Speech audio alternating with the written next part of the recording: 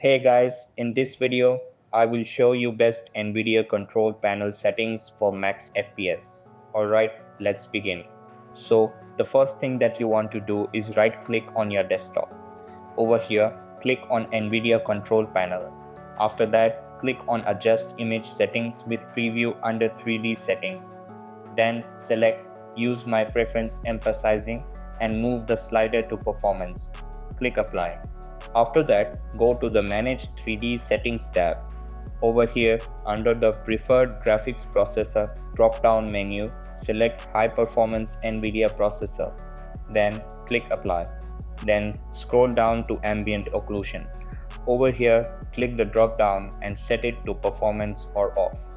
Then click Apply. After that, find Anisotropic Filtering. Click the drop-down, choose Off or Application Controlled. Then click OK and Apply.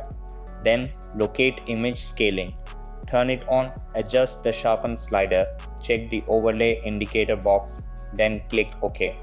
After that, go to Anti-aliasing mode, set it to Off or Application Control, then click Apply.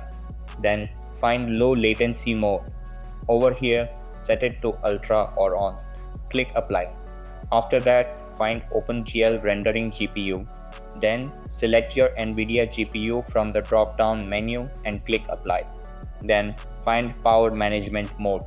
Over here, select Prefer Maximum Performance. Click Apply. After that, find Texture Filtering Quality. Click the drop-down and select High Performance or High Quality depending on your system. Then click Apply. Then go to the Configure Surround Fists tab. On the right hand side, find the Fists Processor drop-down and select your NVIDIA GPU. Click Apply. After that, under the Display section, click on Change Resolution. Then select your monitor and choose the highest available resolution. Under Refresh Rate, select the highest available option. Then click Apply.